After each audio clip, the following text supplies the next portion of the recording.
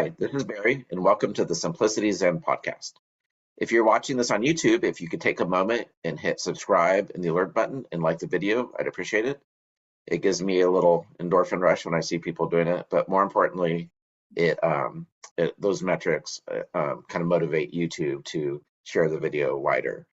If you're watching this on one of the webcast apps on your phone or computer, you can subscribe on those apps. You can also go to simplicityzen.com and sign up for the mailing list there. And also, if you want to reach out to me, the contact information is there. Today, my guest is Taiun Michael Elliston. He began practicing Zen in 1966 with Matsuoka-Roshi at the Chicago Zen Buddhist Temple, which Matsuoka-Roshi is also my lineage ancestor. He was ordained as a Zen priest by Matsuoka in 1970, and then in 1983 received full Dharma transmission. He's also studied with Sayrin Barbara Kohn of the Atlanta Zen Center and Shohaku Okumura of the Sanshin Zen Community. He is the founder and current abbot of the Atlanta Soto Zen Center. Thanks so much for being here with us today. My pleasure. Very happy to. Yeah, so I'm really happy to talk with you just because we have the similar ancestor with, or the same ancestor with Matsuoka-Roshi. Yeah, he's quite a lineage and legacy we have to live up to. Yeah, and it's interesting, given, kind of his early prominence. It's interesting how, he's not that well known in modern times. Yeah, we published his collected talks, and it was a real tooth-pulling exercise. But we published 2 volumes, which your audience can find online. One is called the Shohaku, which was a series of 100 and so talks that he put together himself while he was still alive. We were not able to get it published during his lifetime. We simply didn't have the skill sets and tools and so on. And then I put together a smaller volume along the same lines that he had categorized the first volume, called Mokurai, which Shohaku, as you know, is this striking stick, and Mokurai means something like silence is thunder. He translated variously. Silence is great actions. Motion and stillness is a common translation, stillness and motion, which is where we derive our silent thunder order name from, Mokurai. And that was his Dharma name had something to do with that. Is that correct? His Dharma name? Yeah. I'm not sure. He was a Zengak Soyu. Soyu, as I understand, means something like one of the honorifics given to Buddha during his lifetime, something like controller of men. Okay. And there are other words other than controller that are used, but it's somebody who is able to influence people and guide and teach them. Soyu.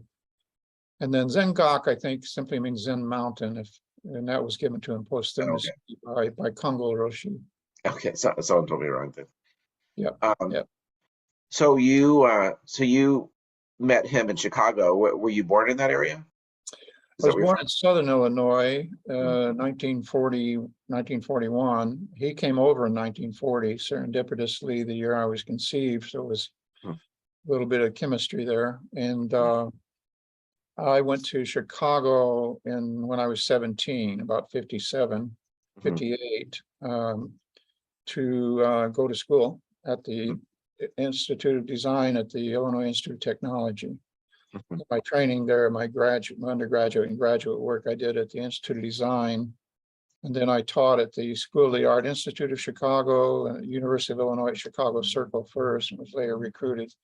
Taught at those universities until I moved to Atlanta in 1970 when Matsuoka-Roshi moved to Long Beach that same year in 1970.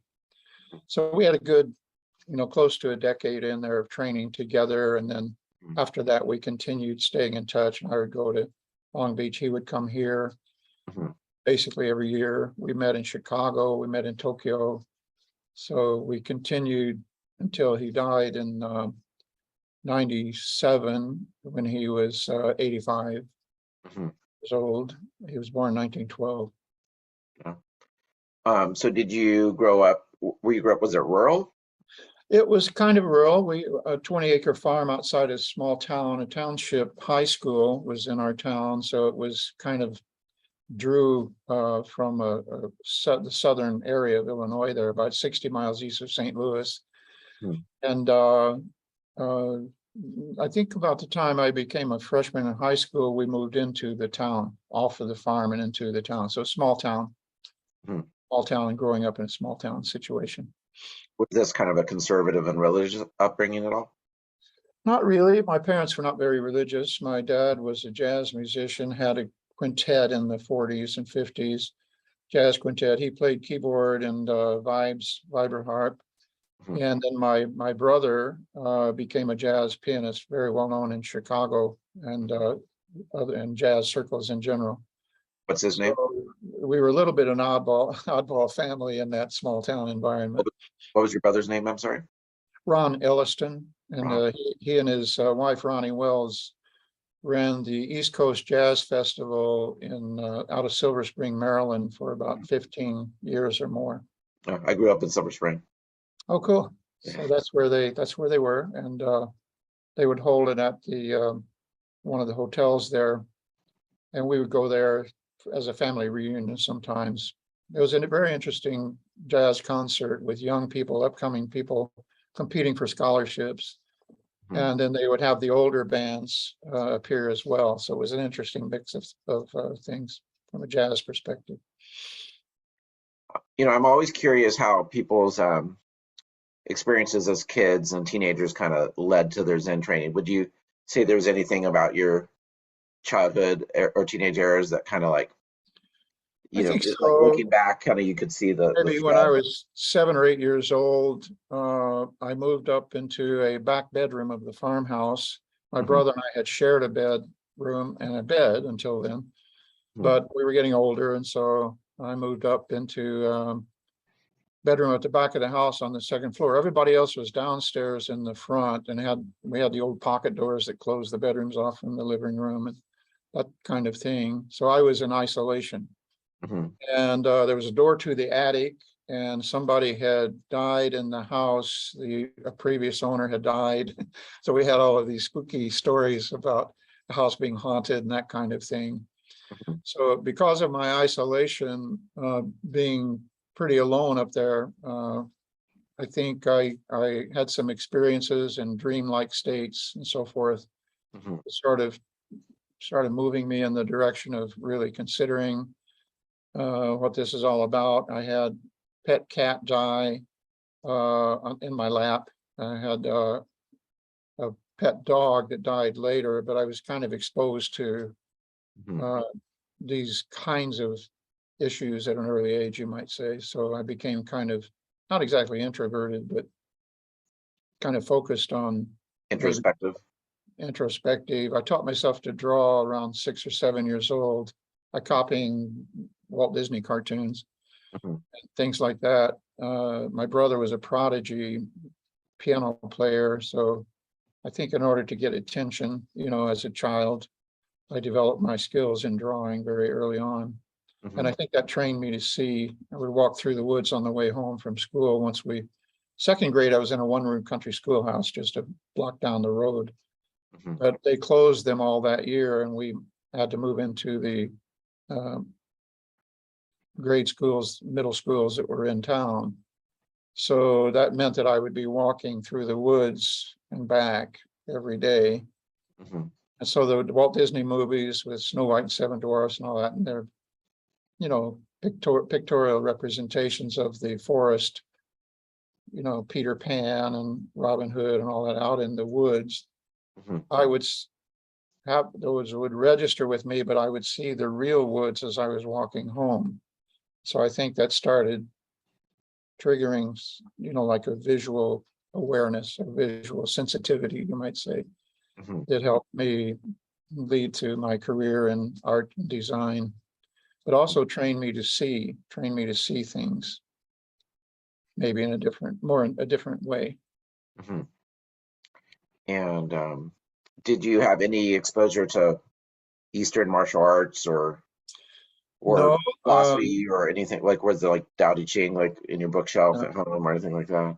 No, that was too early. That was in the 40s. And I would stand on my head and drop my legs into the full lotus and then drop to my knees and walk around the room on my knees. And my grandma would say, some people would pay you money to see you do that.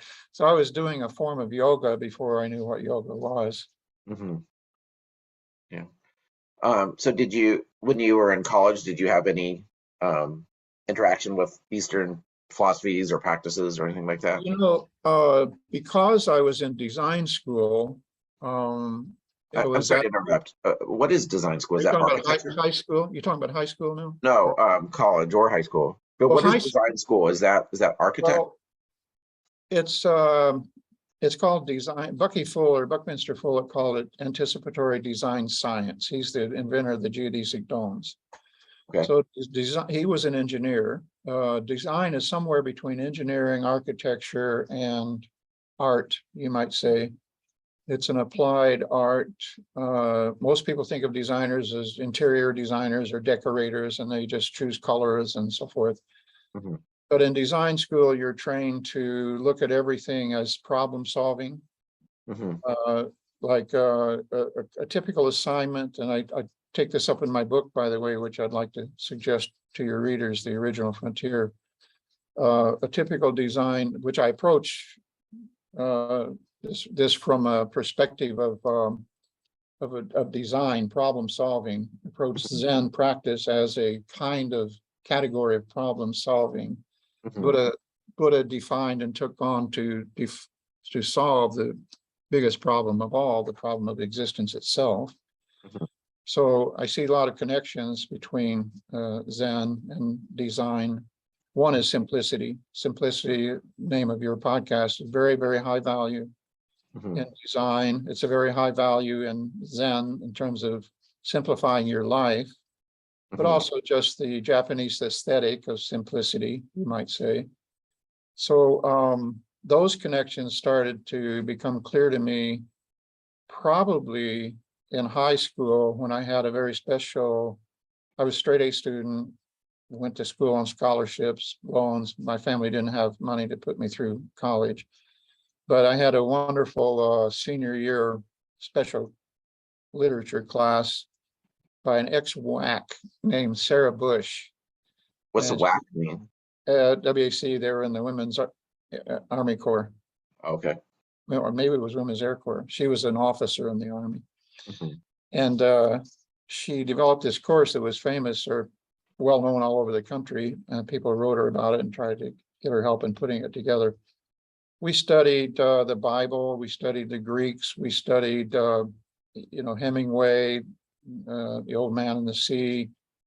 A lot of very strange choices of books that might not be approved for high school readers today. And it started messing with your mind, if you know what I mean. It started giving you a different way of looking at reality. It was such an intense survey of all of this literature, including the Bible as literature, Book of Job and Ecclesiastes. So I was having dreams earlier than that where I dreamt my father died by falling off a ladder, and then he died with his head in my lap. That may have had something to do with this pet cat dying in my lap. Mm-hmm. So I think I just started getting tweaked and moved into sort of this direction. So by the time I went to college, I had a scholarship at Champaign-Urbana to go into the art school there. My brother was there in the music department. And somehow I got hooked up with the Institute of Design, and they granted me a scholarship. So I went to Chicago instead at 17. Mm-hmm. And so the design school is called the New Bauhaus. The Bauhaus was a school put together in Weimar, Germany in the 30s. Mm-hmm. And its original rationale or intent, reason for being, was to humanize the outputs of the Industrial Revolution. So you had all this stuff coming out of factories, but it had sharp edges and people get hurt on it. And so somebody needed to humanize and do what we call ergonomic design treatments of machines and things of that nature. So that's kind of where it began. But because of the rise of Hitler and the Nazis regime, they all bailed out of Weimar, and one of the Moholy-Nagy, a Hungarian, came to Chicago, established the Institute of Design on the north side in a factory building, and it later merged with Illinois Tech on the south side and became what is known as the Institute of Design, sometimes called the New Bauhaus, because their method of teaching was based on the Bauhaus from Weimar, Germany. They were in the basement of Crown Hall, which was the building in which the architecture department was upstairs. And Crown Hall is a very famous building done by Mies van der Rohe, whom you may have heard of. He was the steel and glass guy in architecture and had a lot of buildings around Chicago. So it was that rich kind of environment that I was going into. And I was training with artists and printmakers, sculptors, people of that nature. And a lot of those influences were very Zen-like. I mean, if you think of brush painting, I don't think there was a single artist or painter alive starting in the 50s somewhere that was not somehow influenced by the Japanese sumi ink, shoto painting, and so forth, that kind of thing that came over as influences after World War II. Similarly to the Zen influences for people like Philip Kapleau and others who were there in the Japanese in the Pacific Basin during the war, and stayed behind and learned about Zen, and sort of became the first generation of American Zen priests when they came back. I'm not sure if Daido Loori was over there in the war. I think he was, but it was Kapleau and people like that, Aitken Roshi, that first generation. So I think when you think of design and art, especially modern art, modern design, you can't really separate it from profound influences coming from the Far East. Interesting. China and Japan in particular, and influences on thinking, influences on creativity. And it had sort of that spiritual, if you will, ambiance to it that you see in the great paintings from those cultures. Very profound influence on people like Frank Lloyd Wright, for instance, the Prairie School and all of that. And that's, of course, a very big deal in Chicago and at the Art Institute. I was exposed to his work and had displays of his furniture and things of that nature. So there's really no way you could sort of get around it. So how were you introduced? Very difficult for me to separate it out and point out individual influences, but it was like ambient culture or something that I was becoming immersed in. How did you hear or get involved explicitly in Buddhism or Buddhist practice, maybe I should say? I think I may have read a book or two, but I wasn't an avid reader of the literature. I was married. I had two young children, 5, 6 years old, by the time I met Matsuoka-Roshi. And I had been in the neighborhood for a long time, north side Chicago, Halstead and Fullerton. It was just south of Fullerton, the Zen Center there, the Zen Buddhist Temple of Chicago. And I would go by and say, one day I'm going to go in there. And I didn't, but by the time I finally got connected to him, I'd moved my family out to a western suburb, Downers Grove. So I was commuting in to go to the university and teach the Art Institute. And so my brother was very well known in Chicago as a jazz pianist, and he had a lot of friends. And I was talking to a drummer friend of his at that time.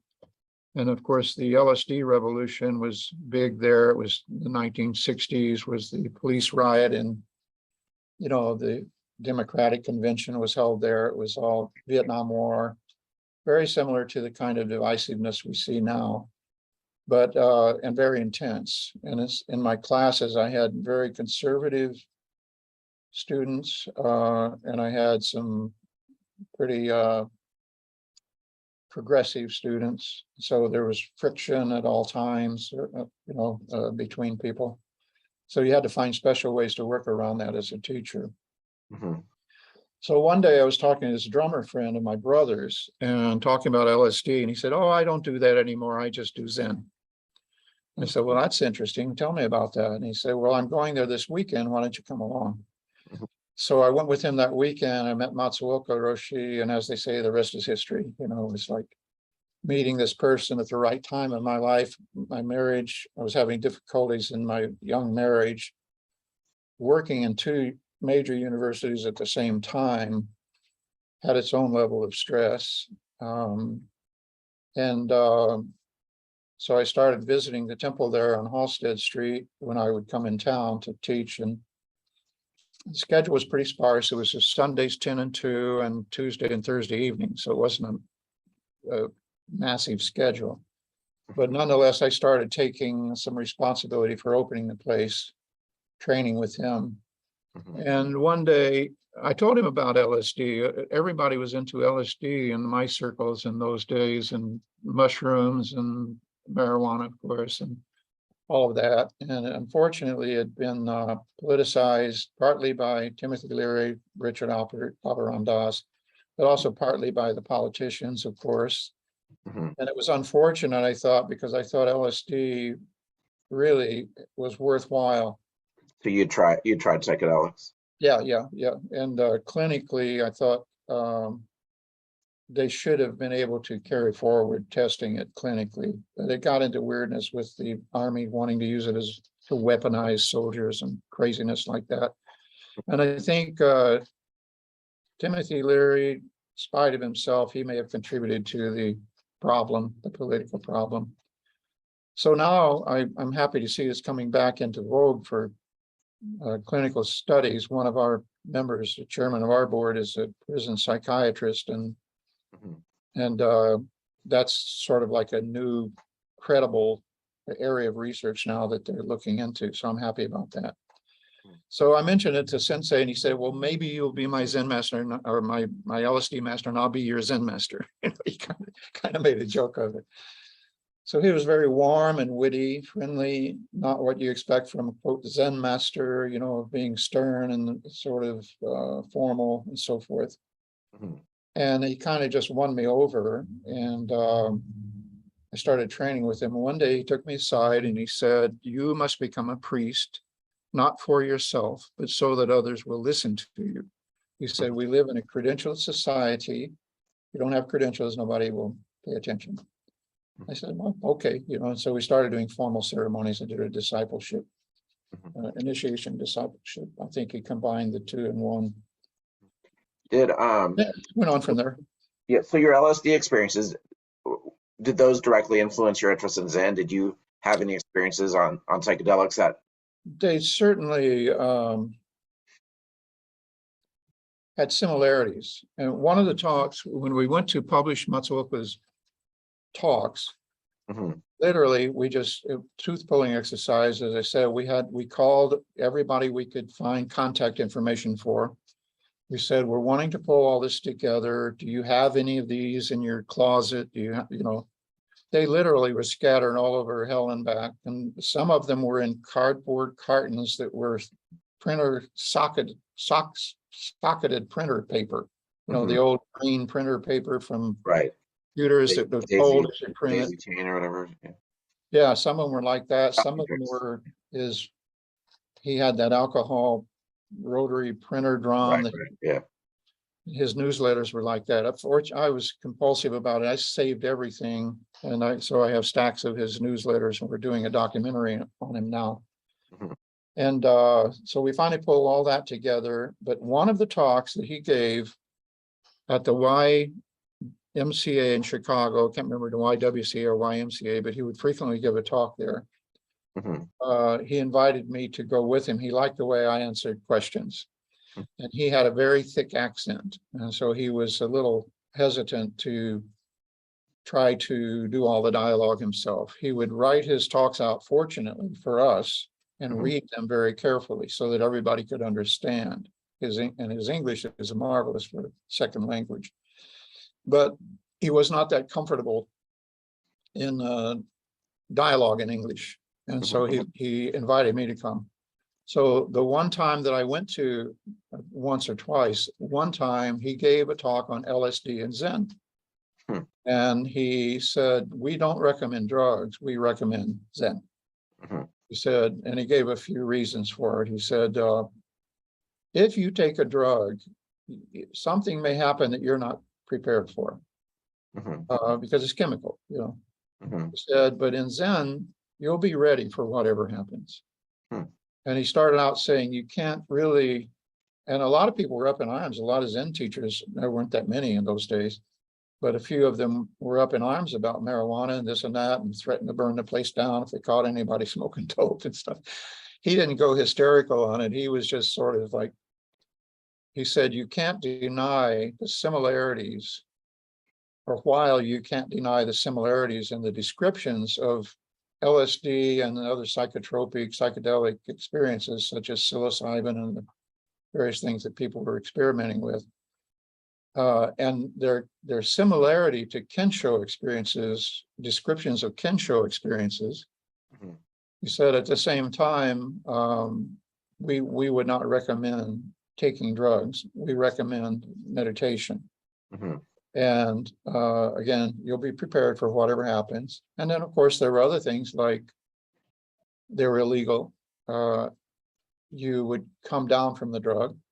The notion in Zen meditation, as I started picking it up at this time, was you don't come down. You sort of, we're all bipolar, so we go up and down. But your meditation begins to bring about altered traits, which is the title of a recent book, Mhm. rather than simple altered states. Right. I'm Uh, looking at that book right there on my bookshelf. yeah, it starts to become permanent, in other words. Right. And there's a point at which you don't regress, you don't go back. Mhm. So climbing the 100-foot pole, all those analogies that are used to point out these turning points in practice. Mhm. I began to look at it as the psychedelics could take you to a certain point, Mhm. like to the edge of the cliff, Mhm. but they couldn't make you jump over. Mhm. So you finally had to do this yourself anyway. Right. So I lost interest in the drugs. I lost interest in there, but I was taking them and sitting in meditation with them. That's the way Oh, interesting. I was checking them out for that kind of, what do they, what can I learn from this? Mhm. So it didn't become a huge issue for me, but I was talking students down from bad trips in the universities. Mhm. And so it was a subject of conversation. We didn't avoid it. We talked about it openly. Mhm. So a little bit, Matsuoka, what brought him to Chicago? Was he there ministering to a Japanese We're congregation? we're tracking all this information down. It's a very interesting story. We even have an FBI interview of him, the transcription of it, where he was interrogated. And if you know him very well, you can hear his voice and how funny it really is, the way he's responding. They thought all of the Zen priests who came over at that time before the war were spies, basically. And apparently some of them, a few of them were maybe.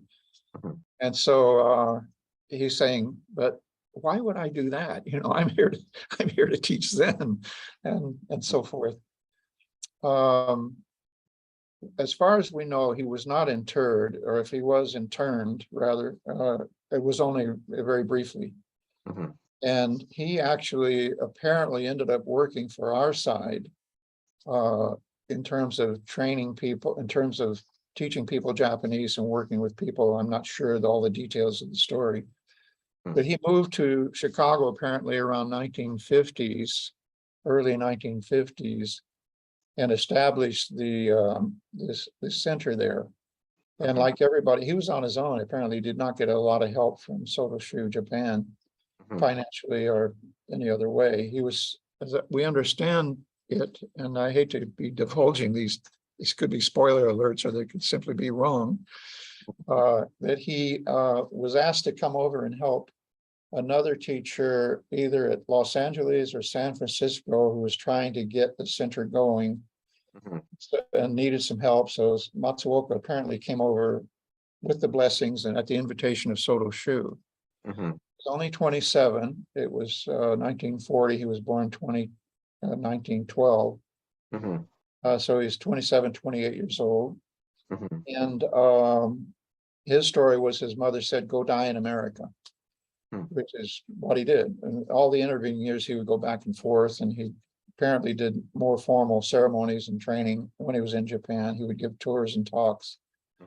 So he was always promoting America to Japan and Japan to America. He was known as a peacemaker, bridge builder. And so he had a unique place in history in that sense. Yeah. Well, he grew up in a Soto Temple family. Is that right? If I remember correctly? He apparently did. His father is the last name on the list of the Busarai, the chanting of the names of the Buddhas and ancestors. And he has a 4-syllable name, which Okumura-Roshi looked at it and translated these names for us. He said, that's very unusual to have 4 syllables in your name like that. That is, you know, four instead of like, I can't remember the details, but his father, he said, would have him open the temple as a boy. And he would apparently strike the bells and things to start things. And he said his father would strike him on the shoulder with a stick, but never struck him in anger. And he also said something about his father one day. He said, my father planted a light in my heart that is burning still today. So we know from at least our little understanding of history in Japan that this is not uncommon for your father to be your initiation teacher. And but typically they would not be on the, as I understand it, Matsuoka-Roshi said you typically have 3. One would be your initiation teacher. The second would be your training teacher. And the third would typically be your transmission teacher. Typically not the same person. And so because his father's name is on the Kechimiyaku, the certificate, it raises the question, did his father do his transmission ceremony later on? You know, his brothers were also Zen priests, as is typical in a family, even though one was a merchant marine captain and one was, I think he ran a hardware store. You know, it was typical to be a priest if you were in a priest family.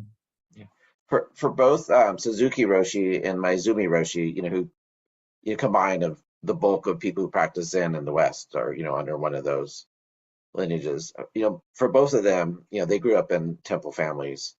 And both of them, they were transmitted by their fathers. It's, you know, at least in Soto-shu, it was very common, I think. So I don't know how that happens, because I think typically you outlive your initiation teacher. They don't live that long. But Okumura-Roshi said all of these things are very different in Japan, and our attempts to understand them, I think, are probably subject to mythology and, you know, imagination. And do you know, did he study at Eiheiji or Sojiji? Matsuoka-Roshi studied Sojiji. Oh, Sojiji. Yeah, and some of the details of the protocols that he taught us are different from the ones that are commonly practiced. And I attribute that to the fact that probably Suzuki Roshi, Shinryu Suzuki, brought over monks from Eiheiji to train his American students. Apparently, he did not have a whole lot of interest in the forms or protocols around the rituals, as did Matsuoka. Matsuoka did everything to the T, to the 9s. I mean, but he didn't bother to teach us the more formal. For instance, just as an example, typically when you lead a service, a chanting service, you'll have a doan striking the gong, fukudo striking the drum, kokyo leading the chant, you know, being the chant leader, and you have a doshi doing the bows and incense offering. So you have four roles in that. And Matsuoka-Roshi taught us to do all of that as one person, because he knew we wouldn't be out there as Lone Rangers, and we wouldn't have a lot of disciples and people around us. And yet he wanted us to be able to do a service if our groups wanted to do a service. So he called that position the Ino, which we know is the officer in charge of the Zendo. But as the Ino, you were the Doan, you were the Fukudo, you were the Kokyo, and if necessary, you were the Doshi. And when he was there, he would be the Doshi and you would be the Doan, and he would do the bows and everything. But if you were alone, you would come up and do the bows and prostrations at the mat first, light the incense and do the bows. And then you would go to the Doan station and start the chant. So he was very, very practical in teaching us just the almost irreducible basics, of what it takes to conduct a meditation session, how to give the instructions, what instructions are important. He broke it down to just posture, breath, attention. And of course, there's a lot of details around that you pick up over time. But and he saw Zen would find its rebirth in America. That he said it was dead in Japan. And after 900 years, I mean, it's just so large and so ossified, 18,000 Soto temples, 8,000 Rinzai. But he said it would find its rebirth in America because we're all do-it-yourselfers. And he was only interested in working with those of us who were interested in the meditation itself and pursuing that path. He wasn't interested in being a temple priest. So that was actually my next question. The Chicago Buddhist Temple, there was no Danka, like Japanese congregation or anything like that. It was a there was. Yes, there was. Okay. Yes. And they would come on holidays, Hanamatsuri and Obon and so forth, and Ohigan. We would do those. And he taught us sort of rudimentary Japanese. I still have the sheets that he listed the phrases on, so we could say, excuse me for, and we could be polite to the Japanese and speak some of their language. And so they could see we were making an effort. And they would only come on those holidays. Typically, no Japanese attended the regular meditation sessions. And so he was careful to explain all that to us. But then when he moved to Long Beach, I and two other people, one from Chicago, who's now in Montana, one of our practice leaders. He had practiced with Matsuoka-Roshi and Kongo-Roshi, the senior guy in our group, brown robe. He and I and one of our members who is now in Switzerland, but one of our senior guys, but will be coming back from Switzerland in a year or so, all went out to LA to visit Akiba-Roshi. Akiba-Roshi had replaced Yamashita, I think was his name, that had replaced Matsuoka-Roshi as Gondai Kyoshi of the United States. Matsuoka-Roshi, the story goes, was offered the Gondai Kyoshi, the Bishop of North America, at one point, and then Soto Shu was requesting that they send money to Soto Shu, and the board of directors said, we can't afford to do that. We're not going to do that. So he rescinded the offer at some point. As I understand, Yamashita came in next and was head of Soto Shu America. And then Akiba-Roshi eventually replaced Yamashita, as I understand. And we met with Akiba-Roshi. It happened that Okumura-Roshi was there at the time.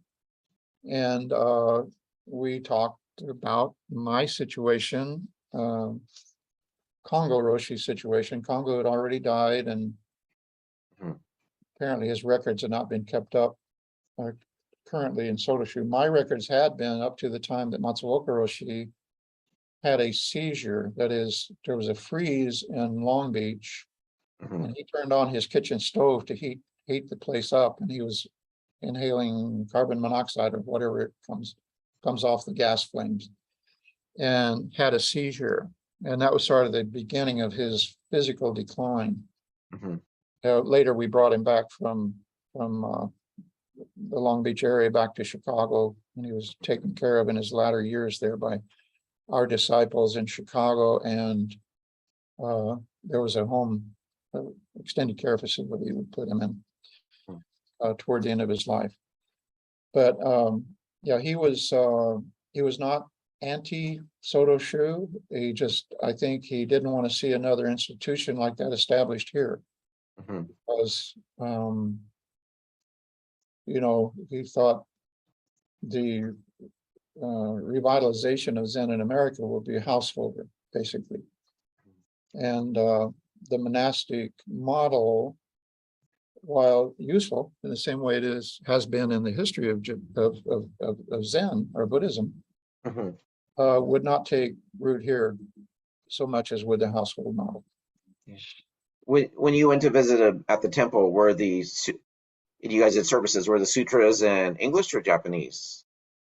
In the Dharani? Both, actually, we did both. And the English version of the Heart Sutra, we didn't have for, I don't remember how long, at least a year, maybe a couple of years.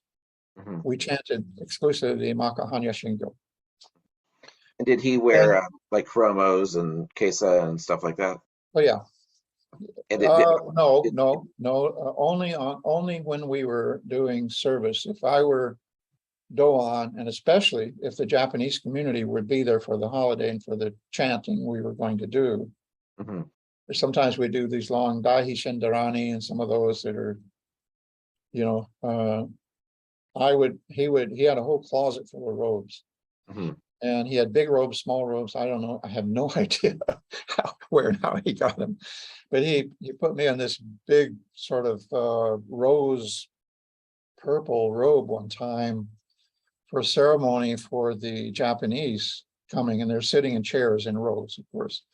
Railroad apartment in Chicago, so we had a living room, what would have been a dining room, living room.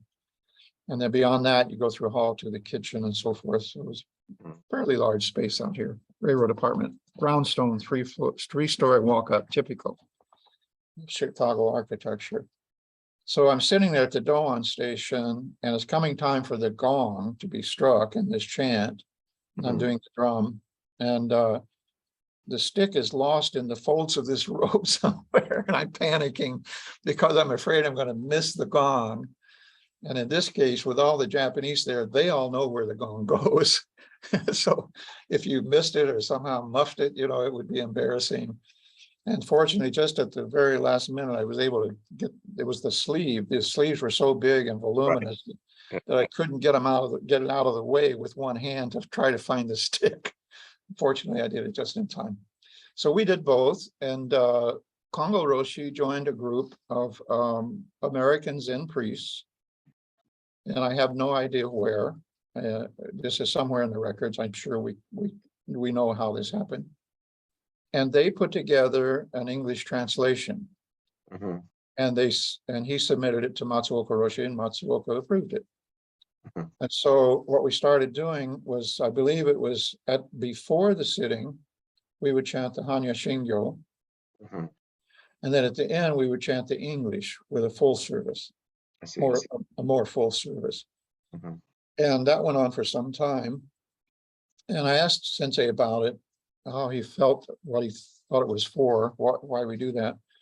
And he said, when you come in off the busy street, Halsted in Chicago, and by the way, he'd have a stand at the door with a basket full of clean socks, because all the hippies and dopers in those days were coming, and they'd walk in barefoot off of Halsted Street with filthy feet, which he could not comprehend.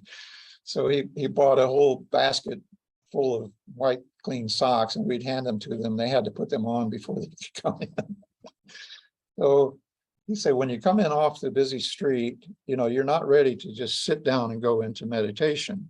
He said, so it's like a segue. It's a segue into the intensity of the sitting. We chant the sutra.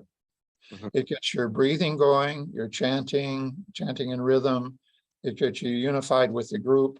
So he treated it as a practical process of coming out of the busy, hectic world and into the simplicity and intensity of Zazen. And then at the end, he said, we chant it again, and then you segue back out into everyday life. So that's the way he presented it. It's cool. So what kind of meditation instructions did he give you at first, and how did those evolve as your practice evolved?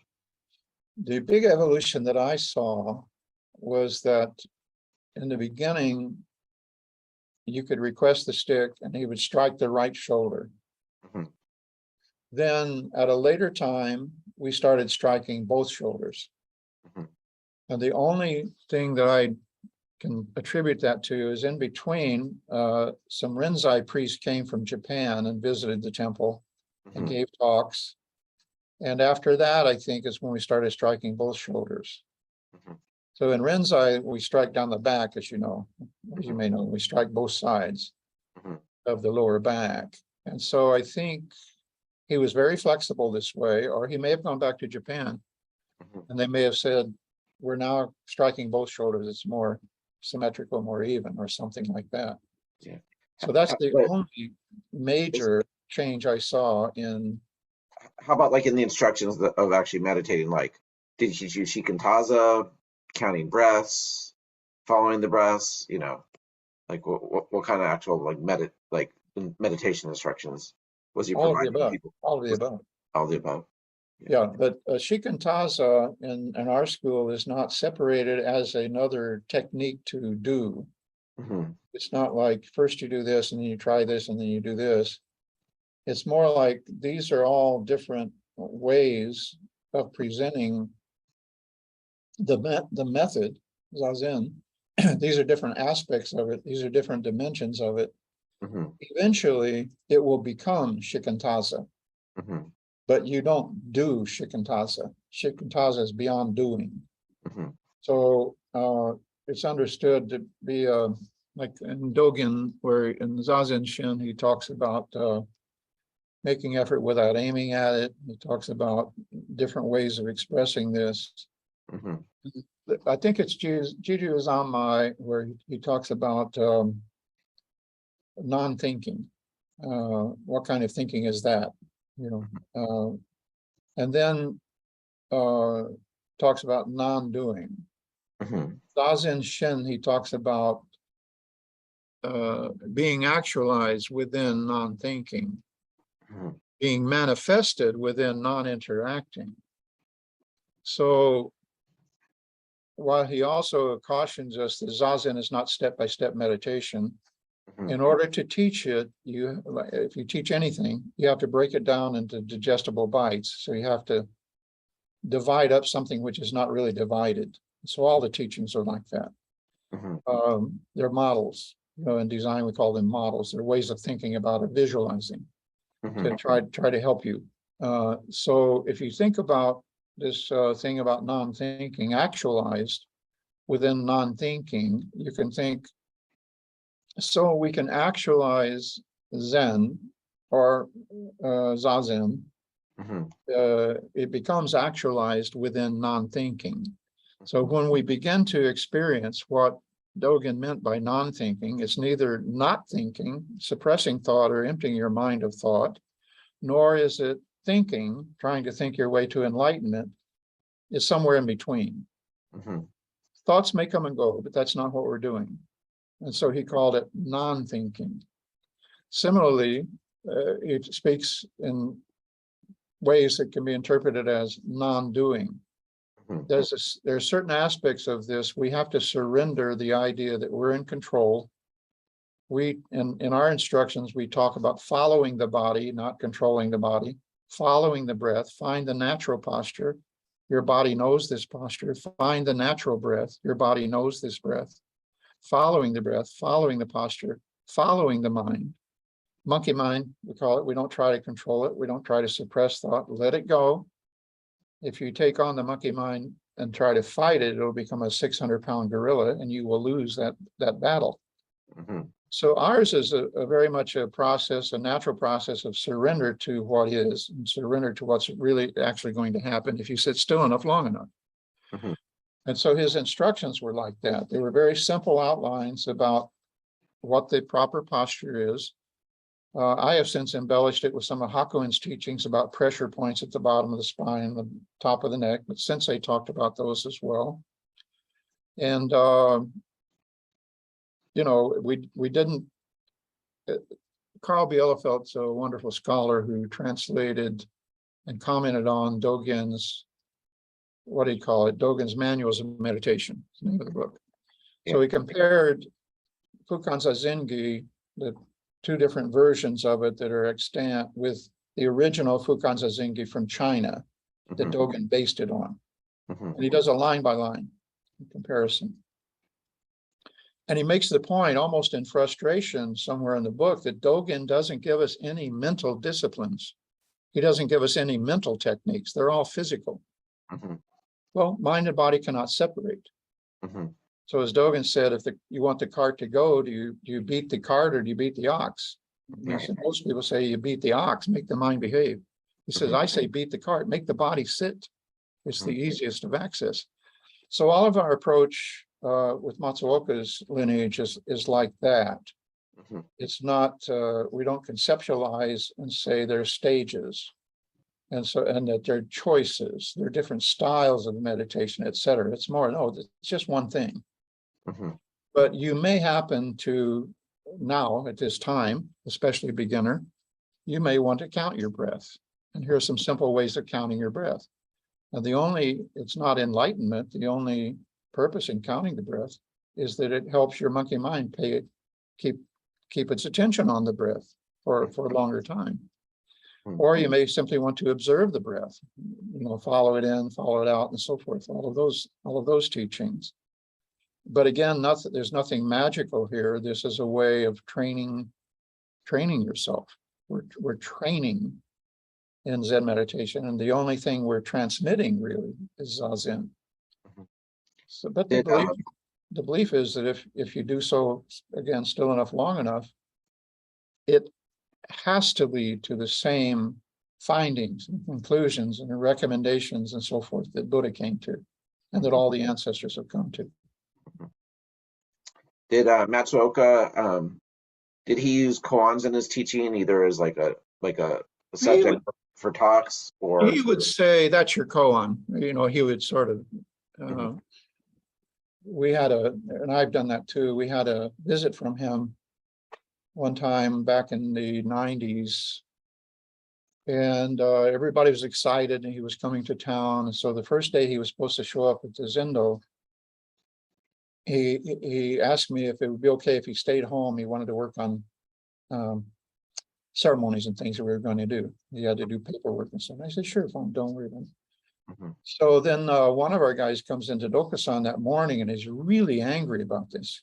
He said, it's the height of, whatever, the Matsuoka, the very first day here, doesn't even show up. And all these people are waiting for him. And so his name was John. I said, John, your anger is your koan. It has nothing to do with Matsuoka. So sometimes he used them like that, and we used them like that. And he talks extensively about in Janayana, which means way amongst the ways. In the Mokurai, the very first chapter is a long chapter that I think he gave at a university, where he talks about the different schools, the different sects, Rinzai, Obaku, Soto, and he's basically recommending Soto for Americans. But he talks about the difference in koan study and koan practice and shikantaza zazen as being sitting in the koan. So he was very concerned, and he wrote about this as well, that some people had been driven off the beam by their koan practice or by their rinzai practice and had committed suicide in a couple of cases, gone, psychotic, had to be treated. So he was very concerned that koan rinzai style practice was way too driven for Americans who are already way too driven. And he thought Soto Zen was more the upaya for our times and for our culture. Would he reference koans in his talks or anything like that? Oh, sure. He would often quote them. When I presented his books to Okumura-Roshi, the two collections that we had published, he asked me, he said, now, he wrote these, right? And I said, that's right. They were his talks, and he wrote them, and he would read them. He said, that means he had to translate all this stuff because about Dogen and all these different things that are in the books. He said, because these wasn't translated in those days. Interesting. And so he said, I don't care what Sotoshi says, I'm going to do your ceremony. So it was more for Matsuoka's sake than for mine. for anything I had done, but Okumura-Roshi recognized his place in history. And Barbara Kohn volunteered to do it. And I said, I'd really rather Okumura-Roshi did it because his teacher, Uchiyama, was born in 1912, same as Matsuoka. And they were both sort of no BS, no nonsense teachers of the fundamental practice. Uchiyama never left Japan and traveled in America. And that's the main difference between them. The sensei came over here to bring like a missionary to the enemy. The war was building at that time in the 30s, as everybody knows. And he saw it coming, apparently. And he was known for assiduously studying and practicing English at Komazawa University and all through those training periods. He was just steeping himself in English. So you can see he knew what he was doing. He was getting ready to come here. And when you read his work in English, it's amazing. I can't imagine teaching Zen in a second language. Right. Did he do a lot of sesshin when he was in Chicago? Do you know? Not with me. Not when I was there. No. When Congo took over, he went to Long Beach, and I came here. Congo moved the group to Evanston, which is just north of Chicago, and a storefront there. But then he also started holding retreats in his home, which is also up that way. He had a large enclosed porch where they could do a sesshin. But no, Sensei never did sesshin when I was there. And so I didn't think they were important until I started looking into formal credentialing and joining SEBA, which Barbara Kohn recommended that I do. So I spent a 90-day ongo with her in Austin one summer in August. August in Austin is not your best place to be. But and she was essentially training me in the forms and protocols, which again, I don't think Suzuki cared about that much about, nor did Matsuoka, nor frankly, I think Okumura or anybody else. It's sort of a necessary evil. We have to have the consensus group process to go through, not step on each other's toes and everything. Although when you do them and you do go through the repetition, they become deeply meaningful, just like the Buddhist vow becomes empty of meaning after a while, but then it fills back up. So I think we all understand that process. So he did not do sesshin, but as far as I know, he joined the sesshins when he was in town once Congo Roshi had made a commitment to doing them and wanted to do them. And we started trying them here. First year I saw what the Soto Zen Buddhist Association standards were. I said, well, maybe I should try retreats. Maybe we should try them here. And by then we were in a new building where we had larger space. So we started trying them. I did 10 that year, monthly retreats. And by the end of the year, we had, good attendance, good membership, 12 or 15 or maybe 20 people. So I could see we could do it, no big deal. And I'd always thought the qualitative aspect of Zazen was much more important than the quantitative. All the things you can measure, how long you sit, how often you sit, how frequently, how regularly, et cetera, et cetera. Matsuoka-Roshi always just said, just don't ever give up. Just keep coming back. And so I've always thought, I had always thought that the qualitative aspect of it, that when you're sitting, just sit, turn up the intensity knob, was the most important thing. But then when I started doing these longer retreats, I could see you can't really separate the qualitative and quantitative in Zen and Zazen. The quantitative, if you sit for a 5-day retreat, it opens up that much bigger a window for you than does 5 hours. So I no longer see any real separation of qualitative and quantitative, but for sure, the qualitative emphasis is going to help you more than the quantitative.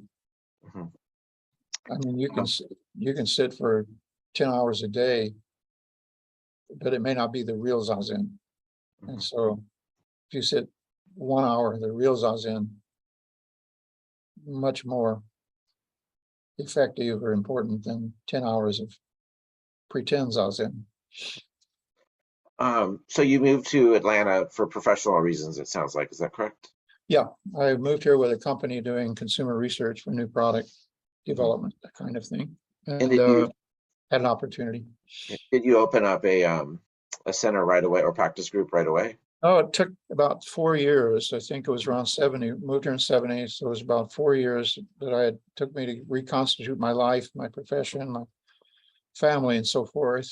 And it's around 1974 that I first started teaching again at the Cliff Valley Way Unitarian Church here. It's the largest Unitarian church in Atlanta at that time. And so I was carrying cushions in, and and then, but it really wasn't a major, I don't know, epiphany or anything like that. It was time to start practicing and teaching again. Is this prior to getting transmission or after? Well, Matsuoka-Roshi's transmission was 1983. Mm-hmm.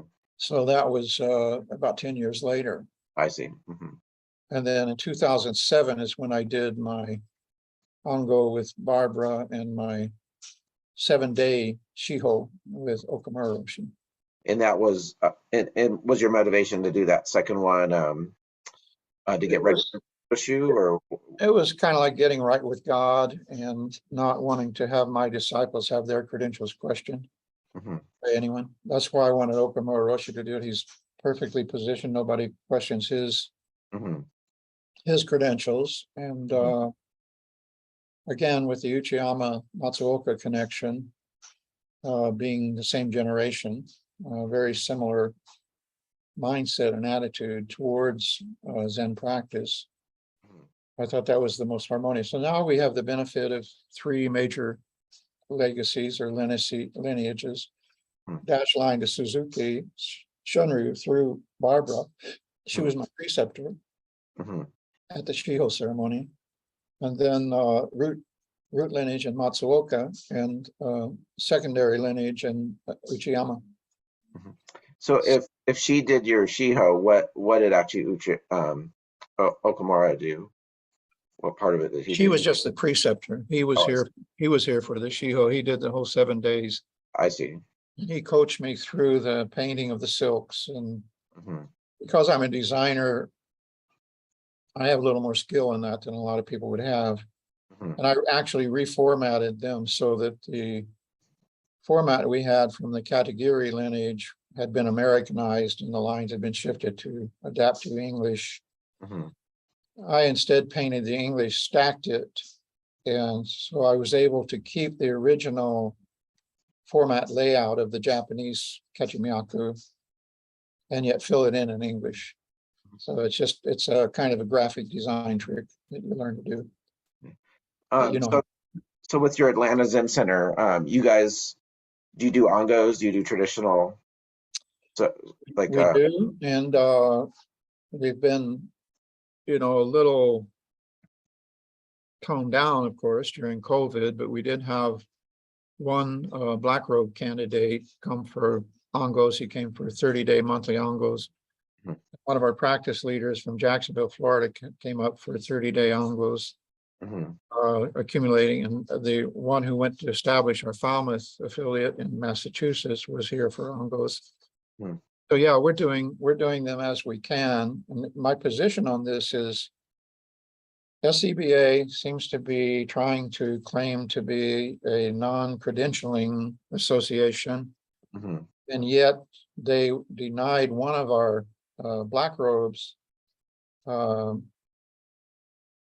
permission, or they would not grant him full membership after he had been associate member for 6 years. Because in their reading of their requirements, he and I had not spent enough face-to-face time during those 6 years. So all he did was retire from Atlanta with his psychiatrist wife and move to Falmouth, Massachusetts, and set up a fully functioning Zen center there in those 6 years. My position on which would you rather? So I'm a little afraid that we're going to have too much. With Ben Connolly being president of SCBA now, we may see something different. I really admire Ben. I like him a lot. And but I'm afraid we have a little bit of a puritanistic streak, maybe, in the way Zen is developing in this country, and I'm afraid they may kill it off. we're sort of the 7-Eleven model. We'd like to see a Zen center on every corner, Mhm. like Japan, where people can go and meditate. Mhm. Of course, in Japan, they don't. They don't meditate that much. But I don't know. There's something rubs me the wrong way about the sort of formal, pretend monastic Mhm. kind of mentality that seems to be settling in. Mhm. We're not monastics. Yeah. Yeah, I really like the Lay Zen Teacher Association for that. They're really focusing on the The household. what? The what? Lay Zen Teacher Association. Oh, I'm not even familiar with that. Yeah, yeah, they're more focused on householder practice. Yeah. Yeah, Barbara told me about a woman who everybody thought should be transmitted, and she didn't want to. Hmm. It was fine with just being a teacher. She didn't want to be a quote priest. Hmm. And they were talking about having a green robe and the sewing tradition and all that, which, by the way, we've adopted, but Matsuoka-Roshi never followed the sewing tradition either. Yeah. I like it because it slows people down. Yeah. It's interesting in Japan, besides maybe Antaji or Uchiyama's old temple, Antaji. Sometimes I come across where I realize I've read a word a million times, but I've never pronounced it. Uchiyama's old temple? Yeah, Antaji or Antaji. Antaiji. Antaiji, thank you. Antaiji, yeah. Yeah, I think there they sew their own robes. But what people told me, what people who've gone to Japan to practice have told me that no one sews their own robes there. They all get it from these approved Soto, stores. That's what we did, and that's what Matsuoka-Roshi did. Mm-hmm. So when I went on Ongo with Barbara Kohn in Mhm. Austin, they had me sew a robe. Mm-hmm. And that was fine with me. My mother was a seamstress, and I look at sewing as a technology. It's like an early technology, but a very big one. Mhm. Imagine running around in grass skirts and buckskin, if you don't believe me. When you first had fabric and the ability to sew it together, it was a huge, huge breakthrough. So I have no problem with it. It's just when it starts being imbued with all kinds of mythology, and Mhm. it's just sort of, in fact, I developed a way of sort of outputting the patterns from a computer. Once you took the measurement, you could Mhm. output all your patterns and print them on paper, and then you could. My mother made paper patterns. Mhm. Sewing teachers didn't like that. It was not traditional. So do you have any transmitted priests under you, brown robes? We have 5, including myself. Let me Mhm. count. And Jerry, 2, 3, 4. Yeah, 5, including myself. And so we call it the Abbott's Council. Mhm. And we don't meet regularly, but if something comes up that requires kind of an overview, Mhm. the 5 of us try to get together on it. Mhm. We have 2 corporations, 2 501c3s. One is Atlanta Soto Zen Center, incorporated in 1977. Mhm. So we're approaching our 50th year. And Chicago, of course, is older, much older. It's goes back to the 50s or somewhere. Mhm. And then we have the Silent Thunder Order, which was incorporated in 2010, I believe 2011, Mhm. 2010, probably. Yeah. So for the rest of the interview, I'd like to talk about 2 things. The first is a little bit about the Matsuoka documentary that you guys are making, how that came about, what the status is of it, and so forth. And then I'd like to talk a little bit about your recent book. So the Matsuoka documentary first, can you talk about how that came about, who's making it, what the status of it is, and so forth? Did you go look at the teaser? I think we sent Yeah. you. Uh-huh. Yeah, you said it gave you goosebumps, right? Well, because I'd never heard him talk before. That's kind of what gave me goosebumps. Yeah, we were fortunate. I actually videotaped him. One of the things we were very remiss in Hmm. is that we really didn't record him as thoroughly and as frequently as we should have. But there's enough there for the documentary, I think, to get across the compelling character and nature of the person of Matsuoka.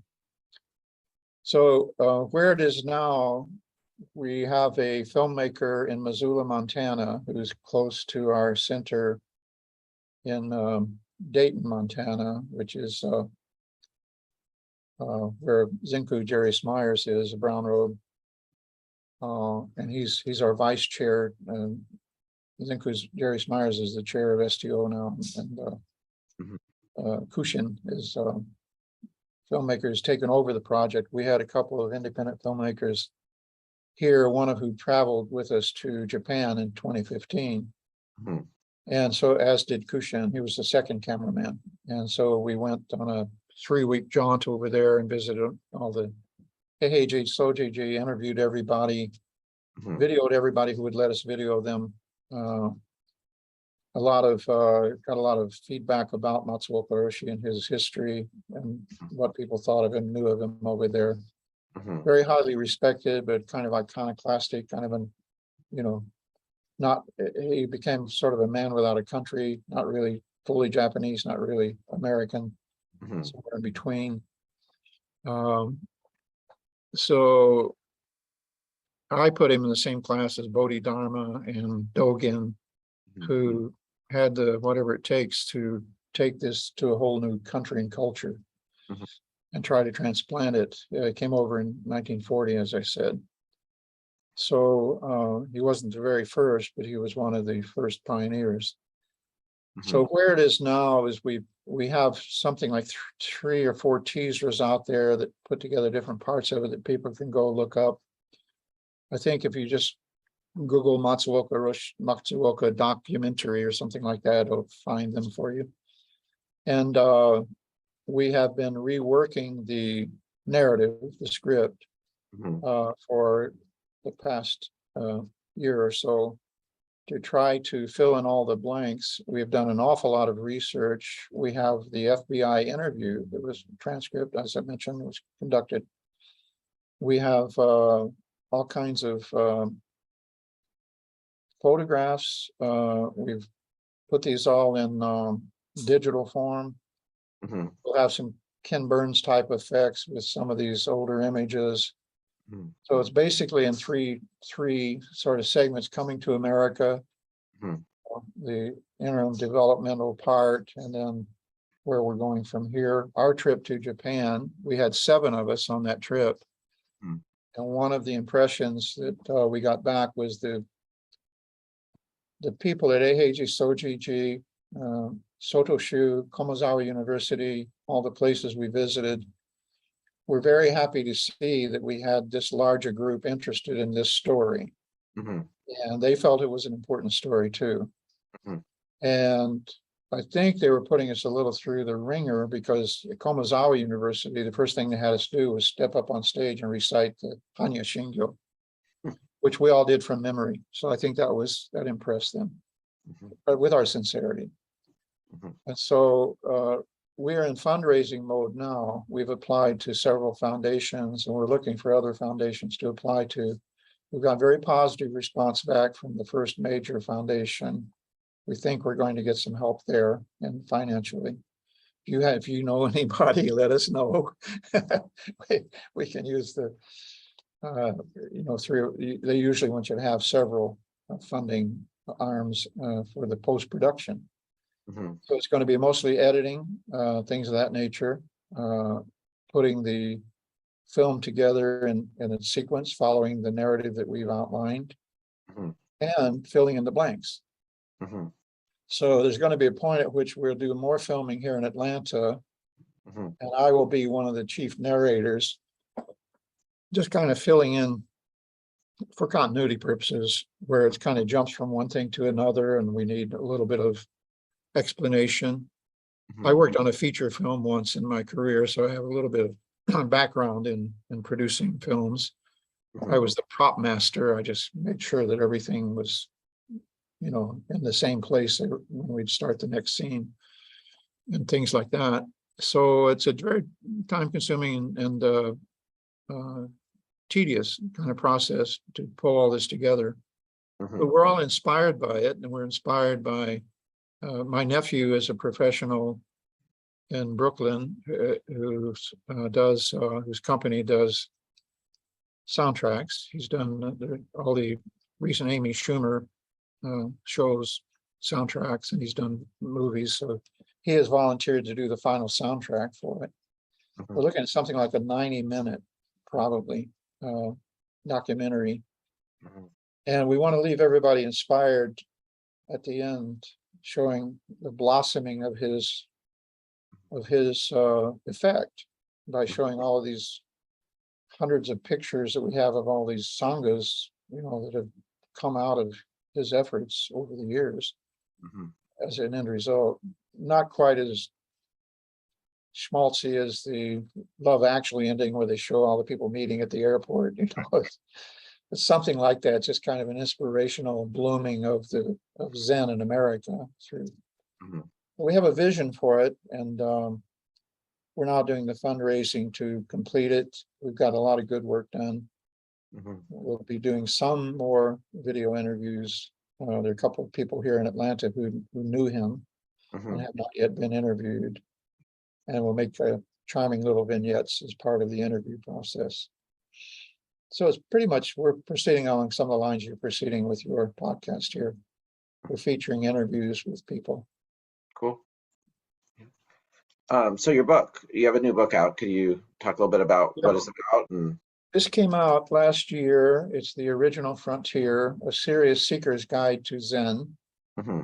And it starts out, the first few chapters are kind of based on a pamphlet that Matsuoka-Roshi had at the temple in Chicago, where he kind of laid out, it's like poetry, the thought of Zen as the flower and so forth. And it leads into kind of a summary exposition of Dogen's Fukan Zazengi, just the basics. So this is a pamphlet for you to take home as a reminder. So I use that to organize some of the first chapters, but then it goes into the quickest thing to do probably is just to read you some of the chapters. And it says, of course, introducing the original frontier. The theme or thesis is that the frontier is an American concept, the frontiersman, the self-sufficient individual explorer who goes over the horizon heading west, et cetera, et cetera. So I took that meme and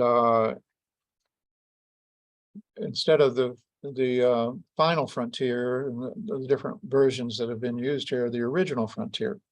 So the premise is that Buddha 2,500 years ago discovered and entered the original frontier of mind. And this frontier is readily available to us as far away as your cushion.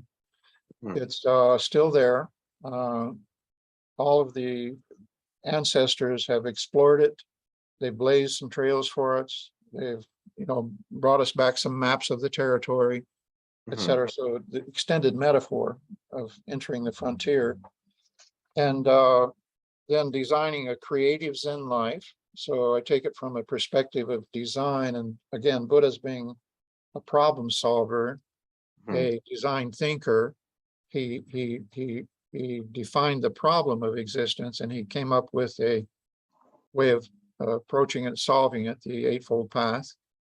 So some people say he's the first doctor or psychologist to diagnose the disease, did a prognosis, and then recommended therapy and so forth. So those various analogies can be used, but I think from a design perspective, it's what we have done as a culture, and cultural evolution is what explains our superiority as a species on the planet. You can, as they say, you can design a kayak, or you can build one, and then you can teach your son to build a kayak, and then your son can make improvements, and then you can hand it to his son and make improvements. So cultural evolution moves very rapidly. Our biological revolution doesn't, and it's having a hard time keeping up. Right. So from a design perspective, this is where we elevate the practice of Zen to a different plane. It's more like solving everyday problems, but it's also solving deeper problems. Right. So designing a creative Zen life, differentiating Zen meditation from all the others.